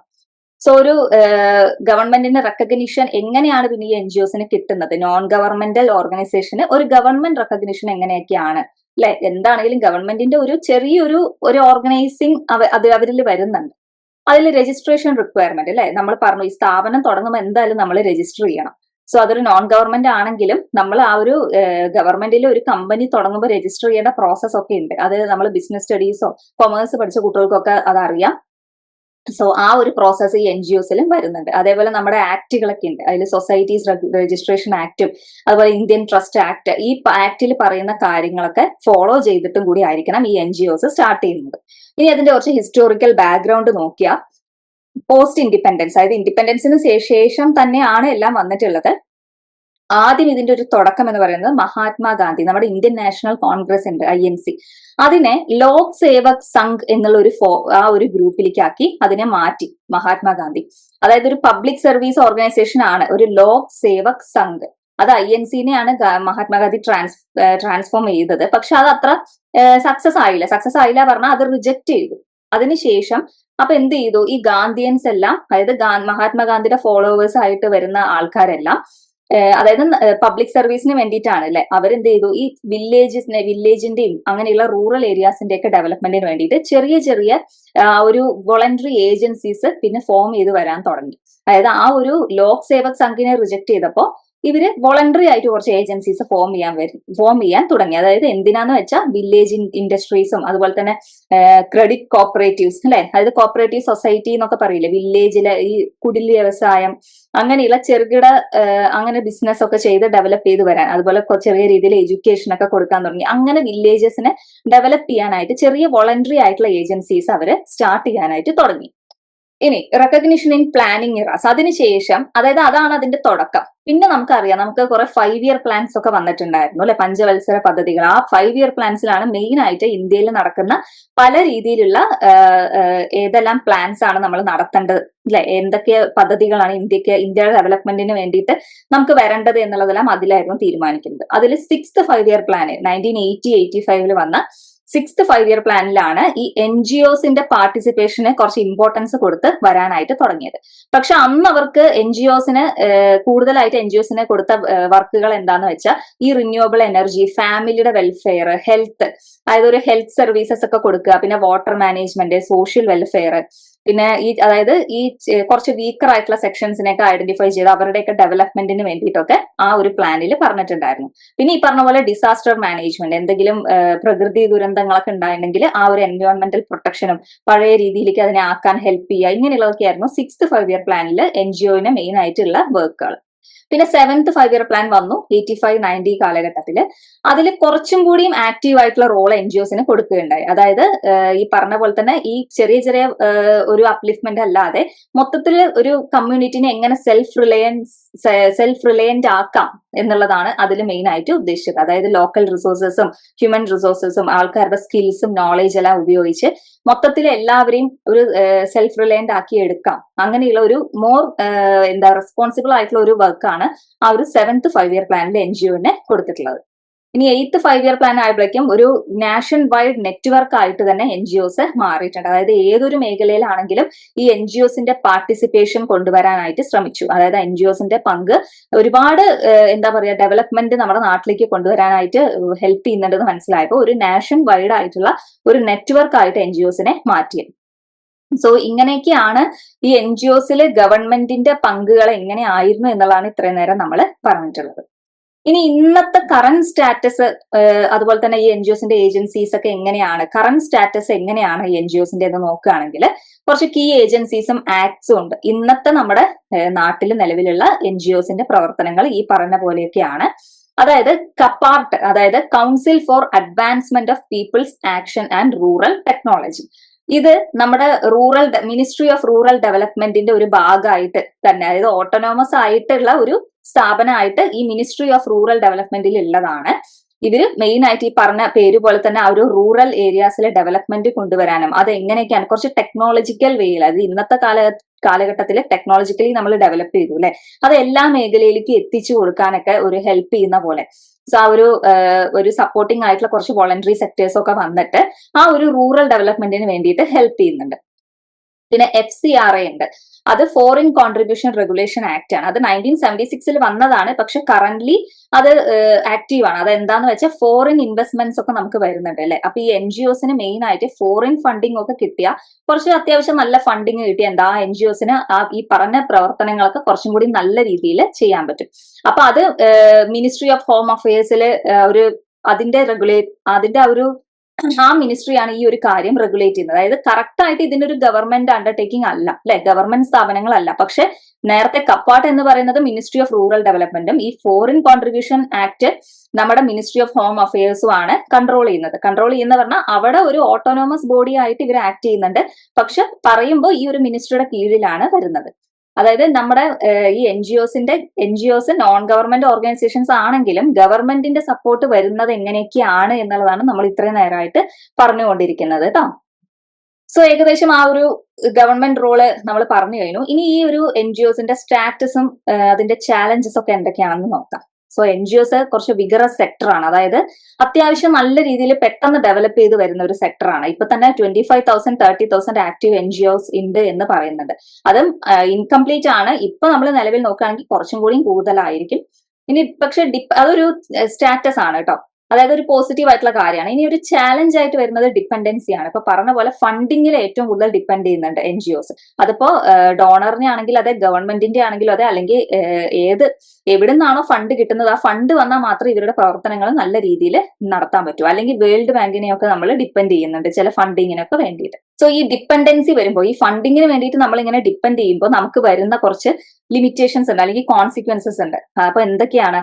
ഫണ്ട് നമ്മൾക്ക് വേറൊരാളാണ് തരുന്നതെന്നുണ്ടെങ്കിൽ നമുക്ക് ലാക്ക് ഓഫ് ഫ്ലെക്സിബിലിറ്റി ഉണ്ടാവും നമ്മുടെ മിഷനിൽ. അതായത് പെട്ടെന്ന് എളുപ്പത്തിലൊന്നും ചെയ്യാൻ പറ്റില്ല. അവരുടെ ഫണ്ടിന്റെ ബലത്തിലാണ് നമ്മൾ പ്രവർത്തിക്കുന്നത്, അല്ലെ. അപ്പൊ ഒരു ഫ്ലെക്സിബിലിറ്റിയുടെ കുറവ്, അല്ലെ, ലാക്ക് ഓഫ് ഫ്ലെക്സിബിലിറ്റി അവിടെ ഉണ്ടാവും. അതുപോലെ തന്നെ ഒരു ബ്യൂറോക്രാറ്റിക് വേയിലുള്ള കാര്യങ്ങളായിരിക്കും. അതായത് കുറച്ചൊരു കൺട്രോളിങ് ആയിരിക്കും. അവരുടെ ക്യാഷിലാണ് നമ്മൾ ചെയ്യുന്നത്. സോ കുറച്ചൊരു ആ ഒരു ബ്യൂറോക്രാറ്റിക് വേയിലുള്ള ഒരു കൺട്രോൾ, ഒരു സ്ട്രക്ചർ അവിടെ വരാൻ ചാൻസ് ഉണ്ട്. പിന്നെ ലെസ് എഫക്റ്റീവ് ഇൻ ഡെവലപ്മെന്റ്. അതായത് പറഞ്ഞ പോലെ കറക്റ്റ് രീതിയിലുള്ള ആ ഒരു ഫണ്ടിങ് കിട്ടിയാലേ കുറച്ച് ഡെവലപ്മെന്റ് നല്ല രീതിയിൽ നടക്കുന്നുള്ളൂ. സോ ഇതൊക്കെയാണ് എൻ.ജി.ഒന്റെ സ്റ്റാറ്റസും നമ്മുടെ ചാലഞ്ചസ് ഒക്കെ ആയിട്ട് വരുന്നത്. ഇനി കുറച്ച് ഇമ്പോർട്ടന്റ് ആയിട്ടുള്ള ഒരു ടോപ്പിക് ആണ് ഈ ഒരു ചാപ്റ്ററിൽ, kinds of NGOs functioning in India, അല്ലെങ്കിൽ ടൈപ്സ് ഓഫ് എൻ.ജി.ഒസ് എന്ന് പറയും. നമ്മൾ എൻ.ജി.ഒ എന്താ, ഡെഫിനേഷൻ എന്താ, അതിന്റെ കുറച്ച് കാര്യങ്ങൾ, ഗവൺമെന്റിന്റെ കൺട്രോൾ എങ്ങനെയാണ്, അതെല്ലാം നമ്മൾ പറഞ്ഞു. ഇനി എൻ.ജി.ഒ പല രീതിയിലുണ്ട്. ആദ്യം തന്നെ ഗ്രാസ് റൂട്ട് ആണ്. ഗ്രാസ് റൂട്ട് എന്ന് പറയുമ്പോൾ നിങ്ങൾക്ക് പേരിന്ന് തന്നെ മനസ്സിലാക്കാം, ബേസ്, നമ്മൾ എന്തൊരു കാര്യവും ഗ്രാസ് റൂട്ട് ലെവലിൽ നിന്ന് തുടങ്ങുക എന്നൊക്കെ പറയില്ല. അതായത് അത്രയും ബേസ് എന്ന് തുടങ്ങുക. അപ്പൊ ആ ഒരു എൻ.ജി.ഒ എന്ന് പറയുന്നത് ആ ഒരു ബേസ് ആയിട്ടുള്ള കാര്യങ്ങൾ നടത്തിക്കൊണ്ടുവരുന്ന എൻ.ജി.ഒസ് ആയിരിക്കും ഈ ഗ്രാസ് റൂട്ട് എന്ന് പറയുന്നത്. അതായത് ഡയറക്ട്ലി കമ്മ്യൂണിറ്റിയുമായിട്ട് വർക്ക് ചെയ്യുന്നുണ്ടാവും. വില്ലേജ്, സ്ലമ്മിലൊക്കെ, അതായത് ഒരു സ്ലം അത്രയും അണ്ടർ ഡെവലപ്ഡ് ഏരിയാസ് ആണ് നമ്മുടെ ബേസ്. അവിടുന്ന് വേണം നമ്മൾ ഡെവലപ്പ് ചെയ്ത് അതിനെ നല്ല ഡെവലപ്ഡ് ആയിട്ട് ഒരു ഏരിയ ആക്കി മാറ്റാൻ. അപ്പൊ അങ്ങനെയുള്ള സ്ലംസും വില്ലേജും ഒക്കെ തുടങ്ങുന്നതാണ് ഗ്രാസ് റൂട്ട് എന്ന് പറയുന്നത്. അവിടെ working directly in to that area. അപ്പൊ അതിലൊരു എക്സാമ്പിൾ മഹിളാ മണ്ഡൽസ്, ബാൽവാഡീസ് ഒക്കെ വരുന്നുണ്ട്. അതായത് സ്ത്രീകളും കുട്ടികളുടെയും ഡെവലപ്മെന്റ് ആണ് മെയിൻ ആയിട്ടുള്ള ഒരു കാര്യമായിട്ട് അവർ ഉദ്ദേശിക്കുന്നത്. പിന്നെ അഡ്വക്കസി ഉണ്ട്. അഡ്വക്കസി എന്ന് പറയുമ്പോൾ അവിടെ ഒരു പ്രത്യേക ആക്ടിവിറ്റീസ് ഒന്നും അവർ ഇംപ്ലിമെന്റ് ചെയ്യുന്നില്ല. ഇവര് മെയിൻ ആയിട്ട് എന്താന്ന് വെച്ചാൽ നമ്മുടെ കുറച്ച് അവകാശങ്ങളും കാര്യങ്ങളൊക്കെ പ്രൊട്ടക്ട് ചെയ്യാൻ വേണ്ടിയിട്ട് നടക്കുന്നതാണ് ഈ അഡ്വക്കസിയിൽ വരുന്ന എൻ.ജി.ഒസ്. അതായത് നമ്മുടെ ആർഗ്യൂയിങ് ഫോർ റൈറ്റ്സ്, അല്ലെ, ചൈൽഡ് ലേബറോ അല്ലെങ്കിൽ വുമന്റെ പ്രൊട്ടക്ഷനോ, അങ്ങനെ നമ്മുടെ അവകാശങ്ങൾക്ക്, ഇപ്പൊ വേറെ എന്തെങ്കിലും തൊഴിലാളികളുടെ പ്രൊട്ടക്ഷൻ, അങ്ങനെയുള്ള ചില അവകാശങ്ങൾക്ക് വേണ്ടിയിട്ട് നമ്മളെ ഫൈറ്റ് ചെയ്യാൻ അല്ലെങ്കിൽ ആർഗ്യൂ ചെയ്യാൻ കുറച്ച് ആൾക്കാർ നമ്മളെ സപ്പോർട്ട് ചെയ്യും. അങ്ങനെ നമുക്ക് ആ ഒരു ലോസിനും പോളിസീസിന്റെ ഒക്കെ മാറ്റങ്ങൾ വേണം, നിയമങ്ങൾ മാറണം, അല്ലെങ്കിൽ ഈ ഒരു പോളിസി മാറ്റണം, അങ്ങനെയൊക്കെ പറഞ്ഞ് ആ ഒരു അവകാശങ്ങൾക്ക് വേണ്ടിയിട്ട് നമ്മളെ ആർഗ്യൂ ചെയ്യാൻ ഹെൽപ്പ് ചെയ്യുന്ന എൻ.ജി.ഒസ് ആണ് അഡ്വക്കസി എന്ന് പറയുന്നത്. അവർക്ക് പ്രത്യേക ആക്ടിവിറ്റീസോ ഈ അപ്ലിഫ്റ്റ്മെന്റിന് വേണ്ടിയിട്ട് ഡയറക്ട്ലി ആക്ടിവിറ്റീസ് ഒന്നും അവർ ചെയ്യുന്നില്ല. ഈ ഒരു ആർഗ്യൂയിങ്ങിന് നമ്മളെ ഹെൽപ്പ് ചെയ്യും. ഇനി ഹെൽത്ത് ആൻഡ് എഡ്യൂക്കേഷൻ, അത് നിങ്ങൾക്ക് എളുപ്പമാണ്, പേരും തന്നെ അറിയാം. സ്കൂൾസിലും അല്ലെങ്കിൽ ഒരു എഡ്യൂക്കേഷൻ ലെവലിലാണെങ്കിലും ഒക്കെ ഡെവലപ്മെന്റ് കൊണ്ടുവരിക. ഹെൽത്ത് ക്ലിനിക്സ് ഒക്കെ, ഇടയ്ക്ക് മെഡിക്കൽ ക്യാമ്പ്സ് ഒക്കെ നടത്തുക, HIV എയ്ഡ്സ് പ്രോജക്റ്റ് ഒക്കെ നടത്തുക. അല്ലെങ്കിൽ ആ ഒരു ലിവിങ് കണ്ടീഷൻ, ഭയങ്കര ഈ മാൽ ന്യൂട്രീഷൻ ഉള്ള സ്ഥലങ്ങളൊക്കെ ആണെങ്കിൽ അവർക്ക് ആ ഹെൽത്തിന്റെ ഇമ്പോർട്ടൻസ് ഒക്കെ പറഞ്ഞു കൊടുത്ത് ആ ഒരു നല്ല ഫുഡൊക്കെ കിട്ടാനുള്ള ആ ഒരു ക്ലാസ്സുകളൊക്കെ കൊടുക്കുക. ഇതെല്ലാം അങ്ങനെയൊക്കെ ചെയ്യുന്ന എൻ.ജി.ഒസ് ആണ് ഈ ഹെൽത്തും എഡ്യൂക്കേഷനിലും വരുന്ന എൻ.ജി.ഒസ്. ഇനി കൺസൾട്ടൻസി റിസർച്ച്, അത് ആ എൻ.ജി.ഒസിന്റെ കാര്യങ്ങളിൽ തന്നെ റിസർച്ച് നടത്തിയിട്ട്, നമ്മൾക്ക് ഏതൊരു സ്ഥാപനം നിന്ന് കുറച്ചും കൂടി ഡെവലപ്പ് ആവണമെങ്കിൽ അതിൽ ഫെർദർ റിസർച്ച് നടത്തണം, അല്ലെ. സോ നമ്മുടെ ആ ഒരു എൻ.ജി.ഒസിന്റെ ഇവാലുവേഷൻസ് സർവീസസ് ഒക്കെ നടത്തിയിട്ട് അവരുടെ പ്രവർത്തനങ്ങളൊക്കെ എന്തൊക്കെയാണെന്ന് ഇവാലുവേറ്റ് ചെയ്തിട്ട് ഇനി അതിന്റെ റിസൾട്ട് കാര്യങ്ങളൊക്കെ അറിയാനായിട്ട് ഫെർദർ റിസർച്ച് ഒക്കെ നടത്തുന്ന എൻ.ജി.ഒസ് ഉണ്ടാവും. അവരാണ് ഈ കൺസൾട്ടൻസി അല്ലെങ്കിൽ റിസർച്ച് എന്ന് പറയുന്നത്. ഇനി ഈ റിസർച്ചും കൺസൾട്ടൻസിയും നടത്തിയ ശേഷം എന്തെങ്കിലും കുറവുകൾ ഉണ്ടെങ്കിൽ അവർക്ക് ട്രെയിനിങ്ങും, അല്ലെ, ആ ഒരു ഹ്യൂമൻ റിസോഴ്സിന് വേണ്ട ട്രെയിനിങ്ങും ആ ഒരു കാര്യങ്ങളൊക്കെ കൊടുക്കണം. അതിനുള്ള എൻ.ജി.ഒസ് ആണ് കപ്പാസിറ്റി ബിൽഡിംഗ് എൻ.ജി.ഒസ് എന്ന് പറയുന്നത്. അവര് ഈ ഒരു ഓർഗനൈസേഷണൽ ഡെവലപ്മെന്റ് അതെല്ലാം അതെല്ലാമാണ് അവർ ഓർഗനൈസ് ചെയ്യുന്നത്. അതായത് ഹ്യൂമൻ റിസോഴ്സ് ഡെവലപ്മെന്റ്, ആ ഒരു ഓർഗനൈസേഷന്റെ ഡെവലപ്മെന്റ്, ട്രെയിനിങ് കൊടുക്കുക, ആ മാനേജ്മെന്റിന്റെ ആക്ടിവിറ്റീസ് ഒക്കെ ഒന്ന് നല്ല രീതിയിൽ സ്ട്രീം ലൈൻ ചെയ്യുക, ഇതെല്ലാം ചെയ്യുന്ന എൻജിഒസ് ആണ് കപ്പാസിറ്റി ബിൽഡിംഗ്. ഇനി റിലീജിയസ് എൻജിഒസ് ഉണ്ട്. അത് പേര് പോലെ തന്നെ നമ്മുടെ റിലീജിയൻസ്, നമ്മുടെ നാട്ടിലുള്ളത് ഹിന്ദു, ക്രിസ്ത്യൻ, മുസ്ലിം, അങ്ങനെ കോമൺ ആയിട്ടുള്ള റിലീജിയൻ, ഇനിയും വേറെ വിശ്വാസികളൊക്കെ ഉണ്ട്. സോ ആ ഒരു പെർട്ടിക്കുലർ കമ്മ്യൂണിറ്റീനെ മാത്രം ബേസ് ചെയ്തിട്ട് കുറച്ച് എൻജിഒസ് അവരുടെ ആ ഗ്രൂപ്പിലുള്ളവരുടെ എഡ്യൂക്കേഷൻ അല്ലെങ്കിൽ ഹെൽത്ത് അങ്ങനെയുള്ള കാര്യങ്ങളൊക്കെ ഫോക്കസ് ചെയ്യുന്നതാണ്. പക്ഷെ ഈ ഒരു റിലീജിയസ് എൻജിഒസിനെ അങ്ങനെ എല്ലാ കൺട്രീസിലും സപ്പോർട്ട് ചെയ്യുന്നില്ല. അതായത് ഈ ഒരു തരത്തിലുള്ള എൻജിഒസിന് ഈ ഫണ്ടിങ് കുറവായിരിക്കും. അതായത് റിലീജിയൻ ബേസ്ഡ് ആയതുകൊണ്ട് എല്ലാവരും എല്ലാ റിലീജിയൻസ് അങ്ങനെയൊന്നും ഇല്ല, എല്ലാവരും ഈക്വൽ ആണ് എന്നൊക്കെയാണ് നമ്മൾ വിശ്വസിക്കുന്നത് അല്ലെ. സോ ചില പെർട്ടിക്കുലർ കൺട്രീസിൽ നിന്നും ഈ ഒരു തരത്തിലുള്ള എൻജിഒസിന് ഫണ്ടിങ് കിട്ടാറില്ല. സോ ഇതൊക്കെ നമ്മുടെ കൈൻഡ്സ് ഓഫ് എൻജിഒസിൽ വരുന്നതാണ്. ഇനി നമുക്കൊരു ചെറിയൊരു എക്സാമ്പിൾ നോക്കാം. അതായത് നമ്മളിപ്പോ എൻജിഒനെ പറ്റിയിട്ടൊക്കെ നമ്മൾ പഠിച്ചു അല്ലെ. ഇനി ഒരു സ്മൈൽ ഫൗണ്ടേഷൻ എന്ന് പറയുന്നത് കുട്ടികൾക്ക് വേണ്ടിയിട്ടുള്ള ചിൽഡ്രൻ സ്പെസിഫിക് ആയിട്ടുള്ള ഒരു എൻജിഒ ആണ് സ്മൈൽ ഫൗണ്ടേഷൻ. സോ അവരുടെ ഒരു പ്രവർത്തനങ്ങൾ എങ്ങനെയാണ് എന്നുള്ളത് ജസ്റ്റ് ഒന്ന് നമുക്ക് നോക്കാം. ജസ്റ്റ് ഒന്ന് നിങ്ങൾ വായിച്ചാൽ മതി, ഒരു എക്സാമ്പിൾ അറിയാൻ വേണ്ടിയിട്ടാണ്. ഇവരുടെ ഒരു കോർ മിഷൻ എന്ന് പറയുന്നത് എഡ്യൂക്കേഷൻ, അണ്ടർ പ്രിവിലേജ്ഡ് ആയിട്ടുള്ള കുട്ടികൾക്ക് നല്ല രീതിയിലുള്ള ഒരു എഡ്യൂക്കേഷൻ കൊടുക്കുക അല്ലെങ്കിൽ പ്രൊമോട്ട് ചെയ്യുക എന്നുള്ളതാണ് ഇവരുടെ കോർ മിഷൻ ആയിട്ട് വരുന്നത്. അതായത് ഈ ചിൽഡ്രൻ, അതായത് കുട്ടികളാണ് നമ്മുടെ ഭാവി അല്ലെ നിശ്ചയിക്കുന്നത് നമ്മുടെ രാജ്യത്തിന്റെ. അപ്പൊ അവരെ കുറച്ചുകൂടി നല്ല രീതിയിൽ പ്രൊഡക്റ്റീവ് ആക്കി മാറ്റുക, ഒരു പ്രൊഡക്റ്റീവ് അസറ്റ് ആക്കി മാറ്റിയിട്ട് ഭാവിയിലെ നേഷൻ ബിൽഡിംഗ് നടത്താൻ വേണ്ടിയിട്ടാണ് ഈ ഒരു സ്മൈൽ ഫൗണ്ടേഷൻ എന്നുള്ളവരുടെ കോർ മിഷൻ എന്ന് പറയുന്നത്. ഇനി ഇവർ ഹോളിസ്റ്റിക് ഡെവലപ്മെന്റ് ഇവർ ഉദ്ദേശിക്കുന്നുണ്ട്. അതുപോലെ തന്നെ എഡ്യൂക്കേഷൻ മാത്രമല്ല, ഹെൽത്തി ചിൽഡ്രൻ അല്ലെ, നല്ല രീതിയിൽ ഒരു ഹെൽത്തി ആയിട്ടുള്ള ഒരു കുട്ടിക്ക് മാത്രമേ പഠിക്കാനും മറ്റുള്ള ആക്ടിവിറ്റീസ് ഒക്കെ നല്ല രീതിയിൽ ചെയ്യാനായിട്ട് പറ്റുള്ളൂ. സോ ചൈൽഡ് എഡ്യൂക്കേഷൻ പോലെ തന്നെ ഇമ്പോർട്ടന്റ് ആണ് ഹെൽത്ത് അവയർനെസ്സും, കുട്ടികളുടെ ഹെൽത്ത്, ആ ഹെൽത്തിന്റെ അവയർനെസ്. സോ ഈ ഹെൽത്ത് സ്ട്രാറ്റജിക്ക് വേണ്ടിയിട്ട് ഇവര് മെയിൻ ആയിട്ടുള്ള രണ്ട് കാര്യങ്ങൾ ചെയ്യുന്നത്, ഈ ക്ലിനിക്സ് ഒക്കെ നടത്തുന്നുണ്ട്, സ്റ്റാറ്റിക് ക്ലിനിക്സ് ഒക്കെ ഉണ്ട്. അതായത് ഈ എഡ്യൂക്കേഷന്റെ ഒപ്പം തന്നെ ഒരു ആഡ് ഓൺ പോലെ റെഗുലർ ആയിട്ട്, ചിലപ്പോൾ സ്കൂളുകളിൽ തന്നെ ഉണ്ടാവാം ഇടയ്ക്കിടയ്ക്ക് ഹെൽത്ത് ചെക്കപ്പോ അല്ലെങ്കിൽ ഈ വിറ്റമിന്റെ കുറവുകളുണ്ടോ ഡെഫിഷ്യൻസി ഉണ്ടോ എന്നൊക്കെ അറിയാനായിട്ട് ഒരു സ്റ്റാറ്റിക് ക്ലിനിക്സ് ഒക്കെ ഉണ്ടാവാറുണ്ട്. അതുപോലെ തന്നെ ക്യാമ്പ് അപ്രോച്ച്, ഇനിയിപ്പോ അഥവാ വെർജിൻ ഏരിയാസ് എന്നുകൊണ്ട് ഉദ്ദേശിക്കുന്നത് ഈ പറയുന്ന എൻജിഒ പോലെയുള്ള ഓർഗനൈസേഷന്റെ ഒന്നും പ്രവർത്തനങ്ങൾ തീരെ എത്തിപ്പെടാത്ത സ്ഥലങ്ങൾ ഉണ്ടാവും. ഒരു രീതിയിലും നമുക്ക് എത്താൻ പറ്റില്ല, അത്രയും റിമോട്ട് ആയിട്ടുള്ള ലൊക്കേഷൻസ്, അതിനെയാണ് വെർജിൻ ഏരിയാസ് എന്ന് പറയുന്നത്. അവർക്ക് എങ്ങനെയെങ്കിലും ഈ സഹായം എത്തിക്കുന്നത് ഈ പറഞ്ഞ പോലെ ക്യാമ്പുകളൊക്കെ നടത്തുമ്പോഴാണ്, മെഡിക്കൽ ക്യാമ്പോ അങ്ങനെയുള്ള വേറെ രീതിയിലുള്ള ക്യാമ്പ്. അപ്പൊ ക്യാമ്പ് അപ്രോച്ചിലൂടെ അങ്ങനെയുള്ള ആൾക്കാർക്കും ഈ പറഞ്ഞ പോലെ സേവനങ്ങൾ കൊടുക്കുക രീതിയിലാണ് ഹെൽത്ത് സ്ട്രാറ്റജി ഈ സ്മൈൽ ഫൗണ്ടേഷൻ ഫോളോ ചെയ്യുന്നത്. സോ മെയിൻ ആയിട്ട് ഇവരുടെ ഈ ഹൈജീനിക് ആയിട്ടുള്ള അല്ലെ, നമ്മുടെ ഡെയിലി ഹൈജീൻ പറ്റിയിട്ടുള്ള ക്ലാസ്സുകളൊക്കെ കൊടുക്കുക, ചെക്കപ്പുകളൊക്കെ നടത്തുക, അതുപോലെ തന്നെ എന്തെങ്കിലും ട്രീറ്റ്മെന്റ് വേണമെങ്കിൽ അതിപ്പോ ഡെന്റലോ മെഡിക്കലോ, പിന്നെ അഡോളസെന്റ് പീരീഡിൽ കുട്ടികൾക്ക് ഉണ്ടാകുന്ന മാറ്റങ്ങൾ അതിന് വേണ്ട കൗൺസിലിങ്ങോ ട്രെയിനിങ്ങോ അതെല്ലാം കൊടുക്കുന്നതൊക്കെയാണ് ഇവരുടെ മെയിൻ ആയിട്ടുള്ള ലക്ഷ്യം. സോ നമ്മൾ എല്ലാം ഏകദേശം പഠിച്ചു. ഇനി നമുക്ക് ജസ്റ്റ് ഒരു ക്വിക്ക് ചെക്ക്, അതായത് നിങ്ങൾക്ക് അത് മനസ്സിലായോ എന്ന് അറിയാനാണ്. അതായത് വാട്ട് ടൈപ്പ് ഓഫ് എൻജിഒ ആണ് ഇവിടെ പറയുന്നത് എന്നുള്ളതാണ്. An organization that does not run schools or clinics but focuses entirely on campaigning to change laws regarding child labor. അത് നമ്മൾ പറഞ്ഞു. അതായത് പ്രത്യേക ആക്ടിവിറ്റീസ് ഒന്നും അവർ ചെയ്യുന്നില്ല, പക്ഷെ പെർട്ടിക്കുലർ ഒരു റൂളോ അല്ലെങ്കിൽ ഒരു പോളിസിയോ മാറണം എന്ന് പറഞ്ഞിട്ട് അതിന് വേണ്ടിയിട്ട് ലോസ് മാറ്റണം എന്ന് പറഞ്ഞിട്ട് നമ്മളെ ആർഗ്യൂ ചെയ്യാൻ ഹെൽപ്പ് ചെയ്യുന്ന ഒരു സ്ഥാപനങ്ങൾ, അവരാണ് അഡ്വക്കസി. ഓക്കെ, സോ ആ ഒരു അഡ്വക്കസി എന്ന് പറയുന്ന എൻജിഒസ് ആണ്. അത് ജസ്റ്റ് നിങ്ങൾക്ക് മനസ്സിലായെന്ന് ചെക്ക് ചെയ്യാൻ വേണ്ടിയിട്ടാണ് കേട്ടോ. ഇനി നമുക്ക് വർക്കിംഗ് ഓഫ് എൻജിഒസ് ഉണ്ട്. വർക്കിംഗ് ഓഫ് എൻജിഒസ്, എങ്ങനെയാണ് ഈ എൻജിഒ വർക്ക് ചെയ്യുന്നത് എന്നുള്ളതാണ്. ആദ്യം ഒരു സെൻസ് ഓഫ് കമ്മിറ്റ്മെന്റ്. ഇപ്പൊ നമ്മൾ പറഞ്ഞു എൻജിഒ എന്ന് പറയുമ്പോൾ ഒരു പ്രോഫിറ്റ് ഉണ്ടാക്കണം എന്നുള്ള ഉദ്ദേശത്തോടെ തുടങ്ങുന്ന സ്ഥാപനമൊന്നും അല്ല. സോ ഒരു കമ്മിറ്റഡ് ആയിട്ടുള്ള കുറച്ച് ഇൻഡിവിജ്വൽസ് അതിനായിട്ട് ഇറങ്ങി വരികയാണ്, വോളണ്ടറി ആയിട്ട് അവരെ ഇറങ്ങി വരികയാണ്. അല്ലാതെ എക്സ്പേർട്ടുകളോ ഒരുപാട് വലിയ ആൾക്കാരൊന്നും നമുക്ക് ആവശ്യമില്ല. ഒരു സൊസൈറ്റിക്ക് വേണ്ടിയിട്ട് എന്തെങ്കിലും ചെയ്യണം എന്ന ആഗ്രഹമുള്ള ആർക്കും, ആ ഒരു കമ്മിറ്റ്മെന്റ് ഉള്ള ആർക്കും ആ ഒരു എൻജിഒ സ്റ്റാർട്ട് ചെയ്യാം. അപ്പൊ ക്രൈ എന്ന് പറയുന്ന ഒരു എൻജിഒ ഉണ്ട്, കുട്ടികൾക്ക് വേണ്ടിയിട്ടാണ്. ഓക്കെ, ആ ക്രൈ എന്ന് പറയുന്ന ചൈൽഡ് റൈറ്റ്സ് ആൻഡ് യു അല്ലെ, അതാണ് cry.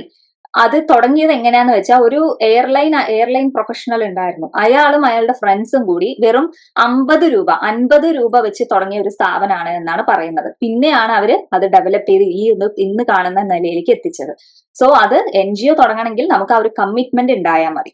Then work with the poor അല്ലെ, പുവർ ആയിട്ടുള്ള പാവപ്പെട്ടവർക്ക് വേണ്ടിയിട്ടാണ് ഇത്. അതായത് ഗവൺമെന്റിന് പോലും റെക്കഗ്നൈസ് ചെയ്യാൻ പറ്റാതെ ഇരിക്കുന്ന ചില വിഭാഗക്കാരുണ്ട്. സോ അങ്ങനെയുള്ളവരെയൊക്കെ ഹെൽപ്പ് ചെയ്യുക എന്നുള്ളതാണ് ഈ ഒരു NGOs കൊണ്ട് ഉദ്ദേശിക്കുന്നത്. സോ എംപവർമെന്റ് അല്ല, മൊത്തത്തിൽ പോവർട്ടി അങ്ങോട്ട് ബ്രേക്ക് ചെയ്ത് കൊണ്ടുപോവുക എന്നുള്ളതാണ് ഈ ഒരു NGOസിന്റെ മെയിൻ ആയിട്ടുള്ള എയിം. ഇനി റീച്ചിങ് റിമോട്ട് ഏരിയാസ് ആണ്. ഇപ്പൊ നേരത്തെ പറഞ്ഞു എല്ലാവർക്കും ഗവൺമെന്റിന് ചിലപ്പോൾ എല്ലാ റീജിയൻസിലും എത്താൻ പറ്റിയെന്നൊന്നും വരില്ല അല്ലെ. സോ ചിലപ്പോൾ ഗവൺമെന്റിനും ചില ഫണ്ടിങ്ങില് ഒരു ലിമിറ്റ് ഉണ്ടാവും. അപ്പൊ ഈ NGOസിന് ചിലപ്പോ കുറച്ച് വലിയ ബിസിനസ് ഗ്രൂപ്പിന്റെ ഒക്കെ ഒരുപാട് വലിയ ഫണ്ടിങ് ഒക്കെ കിട്ടുകയാണെങ്കിൽ എത്ര വലിയ റിമോട്ട് ഏരിയാസിലേക്കാണെങ്കിലും ഇവർക്ക് എത്തിപ്പെടാനായിട്ട് പറ്റും. സോ അങ്ങനെ ഗവൺമെന്റിന് പോലും നെഗ്ലക്ട് ചെയ്തു പോയ റീജിയൻസിനൊക്കെ ആ ഒരു പൂറസ്റ്റ് സെഗ്മെന്റിനെ വരെ ഐഡന്റിഫൈ ചെയ്ത് അവരുടെ ഡെവലപ്മെന്റ് കൊണ്ടുവരാനായിട്ട് പറ്റുന്നുണ്ട്. സോ ഇതെല്ലാം ഇങ്ങനെയൊക്കെയാണ് ഒരു NGO വർക്ക് ചെയ്യുന്നത് എന്നാണ് നമ്മൾ പറയുന്നത്.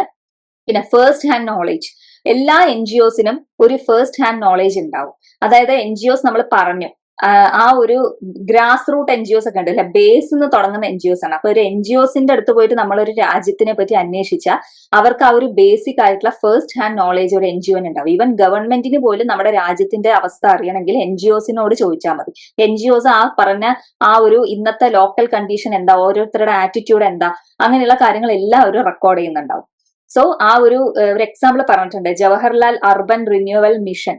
അത് അവര് NGOന്റെ ഒരു സഹായം, അതായത് സ്ലം ഏരിയാസിന്റെ ഒക്കെ ഒരു ഡെവലപ്മെന്റിന് വേണ്ടിയിട്ട് നടത്തിയ ഒരു കാര്യത്തില് NGOസിന്റെ സഹായത്തിലൂടെയാണ് ഈ ഫസ്റ്റ് ഹാൻഡ് നോളേജ് കളക്ട് ചെയ്തിട്ടുള്ളത്. ഇനി ഡിപ്പെൻഡൻസ് ഓൺ ഡോണേഴ്സ് അല്ലെ, നമ്മൾ പറഞ്ഞു ഡോണേഴ്സ് ഓർഗനൈസ്ഡ് ആയിട്ടുള്ള NGOs ഉണ്ടെങ്കിൽ അത് മെയിൻ ആയിട്ടും ഒരു ഡോണർ, അതിപ്പോ ഒരു ഇൻഡിവിജ്വൽ ആവാം, ഗ്രൂപ്പ് ആവാം, പിന്നെ ഇന്റർനാഷണൽ ഏജൻസീസ് ആവാം, അതുപോലെ തന്നെ ബിസിനസ് ഹൗസസ് ആവാം, ചാരിറ്റബിൾ ട്രസ്റ്റ് ആവാം, ഇങ്ങനെയുള്ള ആരിൽ നിന്ന് നമുക്ക് ഡൊണേഷൻസ് കിട്ടും. അവരൊക്കെയാണ് ഡോണേഴ്സ്. ഈവൻ ബിസിനസ് സ്ഥാപനങ്ങളാണെങ്കിൽ CSR ഉണ്ട്, കോർപ്പറേറ്റ് സോഷ്യൽ റെസ്പോൺസിബിലിറ്റി. അത് നിർബന്ധമാണ്. ഇന്നത്തെ എല്ലാ കമ്പനീസും അവർക്ക് കിട്ടുന്ന പ്രോഫിറ്റിന്റെ 2% ഉണ്ടായിരുന്നു. ഇപ്പൊ ചിലപ്പോൾ അത് ഇനിയും കൂടിയിട്ടുണ്ടാവും. ഓരോ പ്രാവശ്യം ബഡ്ജറ്റ് അവതരിപ്പിക്കുമ്പോഴും ചിലപ്പോൾ ഇതെല്ലാം മാറ്റം വരുത്തുന്നുണ്ടാവും. അപ്പൊ ഇത്ര പെർസെന്റേജ് ഈ സൊസൈറ്റിക്ക് വേണ്ടിയിട്ട് അല്ലെങ്കിൽ സോഷ്യൽ റെസ്പോൺസിബിലിറ്റിക്ക് വേണ്ടിയിട്ട് ഉപയോഗിക്കണം എന്ന് നിർബന്ധമാണ്. സോ എനിവേ എന്താണെങ്കിലും ഒരു എമൗണ്ട് ആ ഒരു CSRലൂടെ ഇങ്ങനത്തെ ഒരു സ്ഥാപനങ്ങൾക്കൊക്കെ അവര് കൊടുക്കും. ഇനി ഇന്നോവേറ്റീവ് ആയിട്ടുള്ള കുറച്ച് ഇനീഷ്യേറ്റീവ്സ് ഇന്ന് നമുക്ക് വരുന്നുണ്ട്. അത് നമ്മുടെ നാട്ടിൽ അങ്ങനെ എത്തിയിട്ടില്ല, പക്ഷെ ഫിലിപ്പീൻസിലുള്ള ഒരു എക്സാമ്പിൾ അവിടെ കൊടുത്തിട്ടുണ്ട്. അതായത് ഈ ഫാം ഹൗസ് പോലെയൊക്കെ തുടങ്ങിയിട്ട് അവിടെ ഒരുപാട് കാര്യങ്ങൾ ചെയ്ത് അങ്ങനെ ഒരു കണക്റ്റഡ് ആയിട്ട് കുറെ കാര്യങ്ങൾ നടത്തുമ്പോൾ നമുക്ക് ഒരുപാട് കാര്യങ്ങളിൽ ഡെവലപ്മെന്റ് വരും. അതായത് ഒരു ഫാം നടത്തുകയാണ്, ഇന്റഗ്രേറ്റഡ് ഫാമിംഗ് നടത്തുമ്പോൾ ആ ഫാമിങ്ങിന് ഇവിടെ ഗ്രീനറി, അതായത് അത്യാവശ്യം കാണാൻ നല്ല ഒരു സ്ഥലം അവിടെ വന്നു. അതിനോടൊപ്പം ആടുകളെ അവിടെ വളർത്തുമ്പോൾ ആടിന് വേണ്ട ഫുഡ് അവിടെ നിന്ന് കിട്ടുന്നുണ്ട്.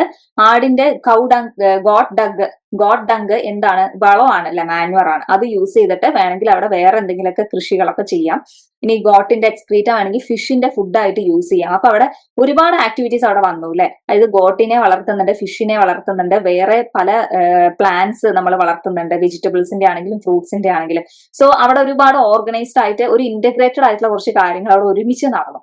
സോ ഇങ്ങനെയുള്ള ഇനീഷ്യേറ്റീവ്സും NGOs ഇന്ന് നടക്കുന്നുണ്ട്. ഇതിലൂടെ ഒരുപാട് പേർക്കും ചിലപ്പോൾ എംപ്ലോയ്മെന്റ് കിട്ടാൻ ചാൻസ് ഉണ്ട്. അല്ലെങ്കിൽ ഈ ഒരു ഇവിടുന്ന് കിട്ടുന്ന സാധനങ്ങളൊക്കെ നമുക്ക് പാവപ്പെട്ടവർക്ക് നമുക്ക് സപ്ലൈ ചെയ്യാൻ ഉള്ള നമുക്ക് അവസരമുണ്ട്. സോ ഇങ്ങനെയുള്ള ഇനീഷ്യേറ്റീവ്സും NGOs ചെയ്യുന്നുണ്ട്.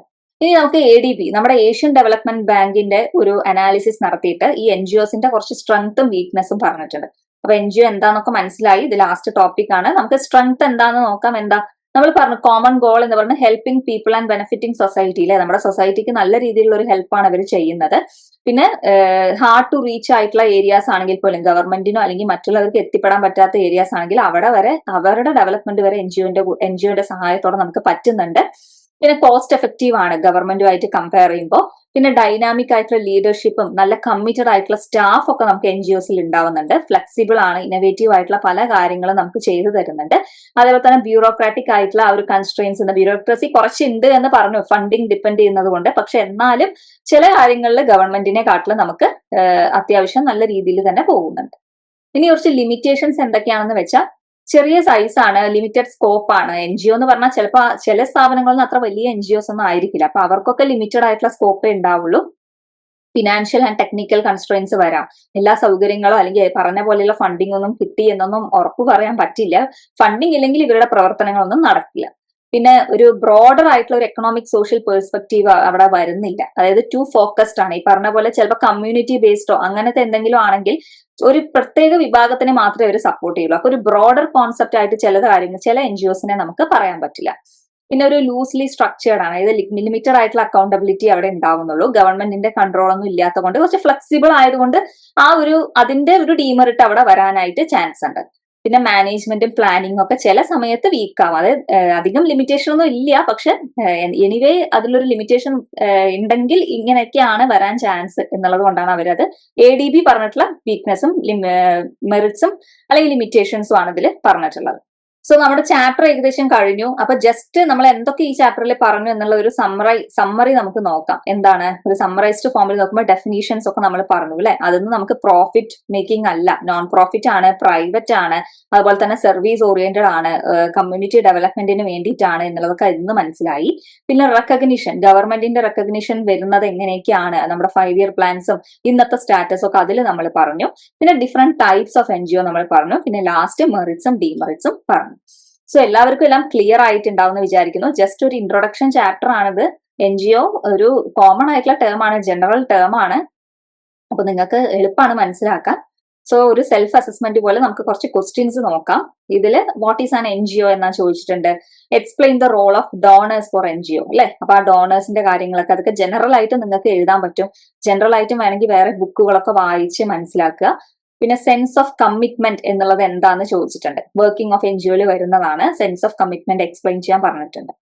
ഇനി നമുക്ക് പ്രീവിയസ് ഇയറിൽ ചോദിച്ച ക്വസ്റ്റ്യൻ ഡിസംബർ 2022 ചോദിച്ചത് ഡിഫറെന്റ് കൈൻഡ്സ് ഓഫ് NGOവും അതിന്റെ എക്സാമ്പിളും ആണ്.